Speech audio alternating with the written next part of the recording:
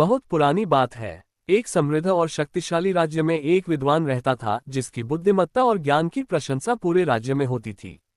लेकिन एक दिन किसी कारणवश राजा ने उसे एक गंभीर अपराध का दोषी ठहराया और उसे फांसी की सजा सुना दी।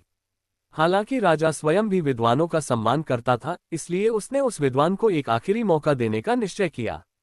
उसने कहा, तुम्हारी विद्वता के कारण मैं तुम्हें एक अवसर देता हूँ। यदि तुम मेरे एक प्रश्न का सही उत्तर दे दो तो मैं तुम्हें क्षमा कर दूंगा। विद्वान ने विनम्रता से सिर झुकाकर पूछा, महाराज, वह प्रश्न क्या है? राजा ने कहा, प्रश्न सरल है, पर उत्तर खोजना अत्यंत कठिन। बताओ, स्त्री वास्तव में चाहती क्या है?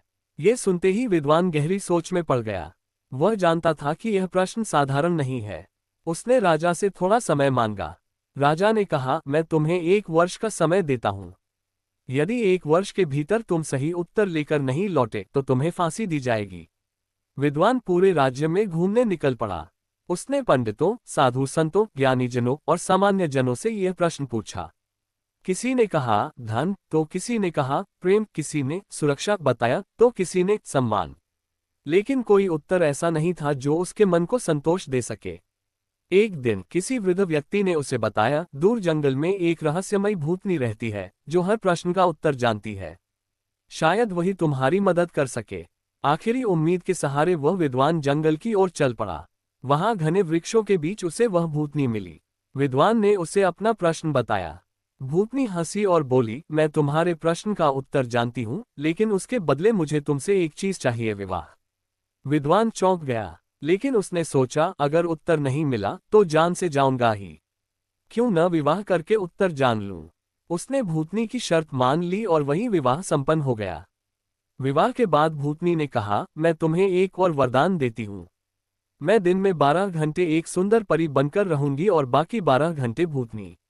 ये तुम तय करो कि मैं दिन में परी बनूं या रात में। विद्वान फिर से सोच में पड़ गया। उसने सोचा, अगर ये दिन में परी बनेगी तो लोग देखेंगे कि मैं कितनी सुंदर स्त्री का पति हूँ। लेकिन रात मेरे लिए कठिन हो जाएगी, और अगर रात में सुंदर रहे तो दिन फीका होगा। थोड़ी देर सोचने के बाद वह मुस्कुराया और बोला, प्रिय, तुम जो चाहो वही करो। मेरी खुशी तुम्हारी मर्जी में है। भूतनी की आंखें भर आईं। वह बोली, चूंकि तुमने मुझे अपनी मर्जी से जीने का अधिकार दिया है, इसलिए मैं अब हमेशा के लिए परी बनी रहूंगी। फिर उसने कहा, और यही तुम्हारे प्रश्न का उत्तर है, हर स्त्री की सबसे बड़ी चाहत है अपनी मर्जी से जीना। जब उसे यह अधिकार मिल जाता है तो वह अपने सबसे सुंदर रूप में खिल उठती है। विद्वान को उत्तर मिल चुका था। वह राजा के पास पहुंचा और उत्तर बताया। राजा ने गंभीरता से सोचा, फिर मुस्कुराया और बोला, तुमने सही उत्तर दिया है। मैं तुम्हें क्षमा करता हूँ। और इस तरह विद्वान न केवल अपनी जान बचा सका, बल्कि उसने जीवन की सबसे अनमोल सीख भी प्राप्त की। जिस स्त्री को अपनी मर्जी से जीने दिया जाए, वही सबसे सुंदर और प्रसन्न रहती है। विद्वान और उसकी परी पत्नी फिर हंसी खुशी जीवन व्यतीत करने लगे। दोस्तों, कहानी पसंद आए हो तो लाइक, शेयर और सब्सक्राइब अवश्य करें।